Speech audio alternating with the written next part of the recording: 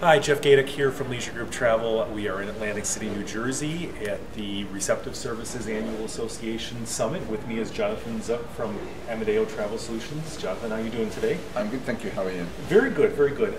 It's been 10 years since I've been in Atlantic City. Thank you for the invite, first of all. It's a wonderful organization and a meeting. Interesting to see some of the changes happening in Atlantic City, some of the tourism growth as we recover here. Why did you choose this destination? Well, first of all, you're welcome, and welcome to Atlantic City. It's been a while since I've been here too. One of the reasons is we think that this is one of the best kept secrets of New Jersey. Atlantic City has a rep years back in a mob town and a casino town and everything that used to be here. But they've done a phenomenal job of rejuvenating. You have all the big name hotels, you have Caesars, you have Tropicana, you have Bally's, you have Trump, you have the Borgata, and other than the New Yorkers that come down here on a regular basis, it's sort of nobody really knows that you have an excellent boardwalk, great beach, sunshine, a lot of people, casinos, restaurants, top-notch shopping. They've actually rejuvenated a lot here, and it's phenomenal. And it's a good place for us to showcase this town and us. I think it's an excellent point. Where gaming is so omnipresent across the United States, Atlantic City has done a great job of rounding out their offerings with the restaurants, with the shopping, the great beach that's here in the boardwalk. Absolutely, and that gives, because not everybody likes to gamble, and not everybody wants to gamble all the time, and we understand that it's an interesting draw, but there's always a little bit more. And once you have world-class shopping, and they do, and restaurants, I mean, all the big names are here as well, it just rounds it out and gives you more to do, and you get more for your vacation than just a casino. Yeah, I agree. Now, many people don't know this, but I cut my teeth in the receptive business. I had a receptive operation in Chicago. 15 years ago, I sold that business. What's changed in the last decade and a half? Oh, nothing much, just the whole world. The advent of the internet, I think maybe travel and tourism is one of the industries that changed the most with the invention of the internet, because in the old days, if you go back 20 years, and I don't want to sound too old, but I've been around for a while. Information was what your travel agent gave you, what the tour operator put in the brochure, what somebody else decided you can do, because that was all the information that was available. And if you wanted something more, you could maybe buy a book on that country or that town or that city, but that was it. Whatever you were told, you went and you did. Mm-hmm. The internet basically gave free access to information to everybody, and now it's no longer this is what you can do and this is how you can do it. It's I want to do this, this, and this, and this. I don't like the look of that, and I want to do that. And all of a sudden, everybody's got information. And now the whole way the industry worked has changed from side to side, and everybody has information, access to information, and can find their own things. And it goes all the way down to comparative pricing. It goes down to ability to even check out your room. You do a video tour before you even left your home. So what's the receptive operator's value equation within that market? Well, the receptors are companies that specialize in international travel, and being such, our people come from outside the country, and we sometimes like to refer to ourselves as the bridge or the cultural translators, because the way people live their lives in different countries are reflected in their culture. For example, Italians don't like ice in their water, and Spanish people don't eat dinner before 11 o'clock at night, because what am I going to do? I don't eat dinner at that time. Americans, especially in the Midwest or in the deserts of the West, on the West Coast, by 8 o'clock we're done. 6:37 is dinner, and then you're done. So that bridge and that cultural gap is what we excel in doing. Our members are either natives of those countries or very well versed in the culture of those countries, and we make their vacation very very successful. But there are certain things that people like to do their way. Okay.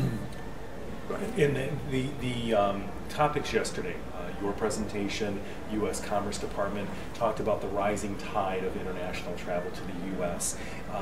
It has to be good times for the industry who hasn't always seen that. What do you attribute that to? Well, first of all, we need to thank President Obama and the administration. They've made tourism a national issue. It's in the spotlight.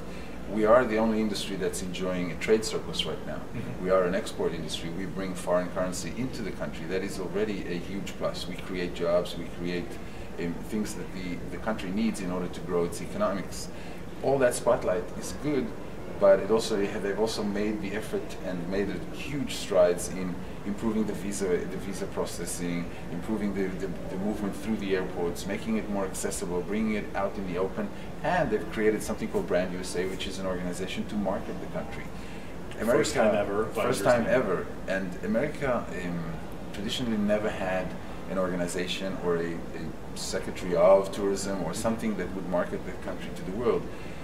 Every other country in the world has a minister of tourism, a budget to market themselves. Even Greece, a country that's bankrupt, is spending $50 million a year on bringing tourists to Greece, so they understand the value of tourism.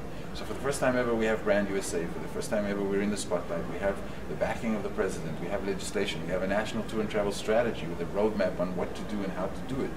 For us, those of us that have been doing this for the last 20 years and pushing to get people to come to America, and America is an easy sell. We have Hollywood that is an excellent ambassador for us, even though they don't even realize they work in the travel industry.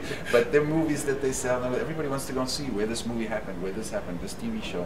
So we've always had a good time with that, but the concentrated effort selling the whole country worldwide has been a phenomenal one for us, and that's bringing the rising tides and so on, sure. and everybody's enjoying that resurgence, and the international market is crucial for our economy. Okay, so with all this going on, the clean money coming in as they talk, the national tourism campaign spending, more suppliers are looking at the international inbound market, maybe for the first time or again.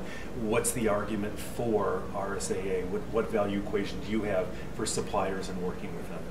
You know the big joke, how you make a small fortune. You start with a big fortune, go and invest in another country, and you come back with a small fortune. It's not so simple. International tourism changes. Markets change. Countries go up, countries go down. Companies go up, companies go down. A lot of companies will only work with companies they know. There is a trust factor. There is a knowledge factor. Our members all work day by day internationally with the countries that they specify in. Or specialize in, excuse me. So if I'm an expert on, I don't know, let's say the Italian market, I know who's paying, who's not paying, who's growing, who's shrinking. They know who I am. They know that if they have a problem, they call me and I'll take care of it for them. They trust us. There's 5 time zones, sometimes 10 time zones away, and they have a group going through the country and they have a problem. They need to know that the person on the other side of the phone is somebody they can trust to take care of their problems. Our members, being long-term people invested in these markets, have that knowledge. So if I'm a supplier in this industry, I'm not going to waste my time to go and convince some operator in Germany, in Berlin, or in Paris, or in Rome, or even in Brazil to book with me direct, and I don't understand the culture and the money and everything else. I'll go to Receptive. They know that market. They know these people personally. They've been there many, many times. And I'll say, take my product and sell it. I don't have to have the international money. I don't have to have the collection. I don't have to have all the headaches that I'm not good at. That's sure. not what we're good at. And our members, that's our that whole expertise. process again. Sure. Absolutely, sure. and it's a trust factor. We all know each other. We all have worked with each other many years. We go to the same trade shows. We understand what's good for each other. We understand the cultural issues. We understand how they work, what's important, what's not. If you're starting out, it's a lot to learn, and there are many countries. You can't do the whole world, so you give a specialist, somebody who understands. And I think the awesome part about this show, one of it, the strong educational format for the marketplace that you had today, where the destinations and the hotels and the attractions can make sales calls on you, folks like yourself, that can bring the tourists to them without having to travel overseas in which to do it. Absolutely, we call it advanced speed dating for the uninitiated. But yes, the 10-minute, 15-minute format session with between the suppliers and the receptives is a great way. You don't do major contracting. What you do is updates, information, general, get to know each other. Here's what I have, here's what we do. And we all invent new products every day, and we all do the same thing every day, and everybody tries to be different. But we do a lot of programs that somebody sits down and says, maybe we can do this, we can go here, we can go there. But then when we meet somebody at one of these shows and they say, we have something new that's come up over here, and then tomorrow we'll go and do a sales call. I'll go down to, let's say, Brazil and do sales calls. We're going to a trade show, a very big show in April in Sao Paulo, and we'll talk to one of our clients and I'll say, hey, there's something new that opened up. This is what it is.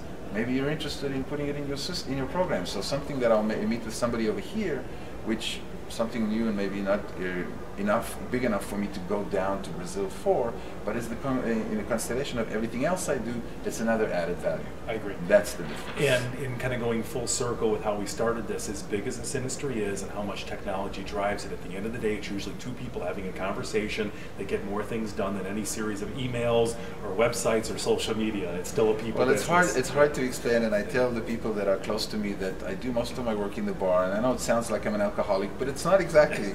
It's the social part.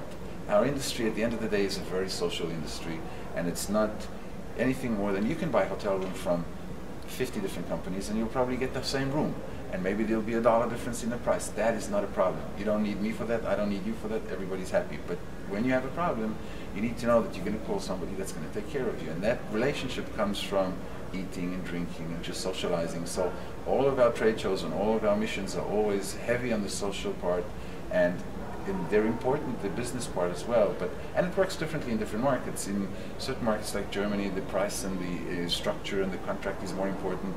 In Brazil, if you haven't had dinner with me and we haven't drunk a few caipirinhas, you're not working with me, and that's just the way it is.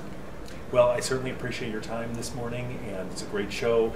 Annual summit takes place every February, so if folks wanted more information, they can get that from the website. Absolutely, it's rsaa.org, but every February, first week, second week, more or less, we try and rotate to different destinations and get an opportunity to showcase a new destination to our members and for our suppliers to learn a little bit about the different things, and for the city it gives an opportunity to showcase themselves and say, hey, this is how we've changed, look what we've done. Atlantic City wasn't part of our itinerary for a long time, and since I'm here, I'm looking at it, and I was talking to the Convention Visitors Bureau people yesterday, and we said, you know what, we have a program that maybe we can add a night in Atlantic City. It's now, I know what I'm talking about, it's easier to sell. New ideas, great. And Exactly. you're so close to here, chance you don't make it down here, these events sort of bring that. You know what they say, you never visit what's in your backyard, and yes, it's only a 2 hours drive from my office, and yet somehow I haven't been here for a few years, so it's always a good thing. Great, well thanks again for your time, I appreciate it. Hey, thank you.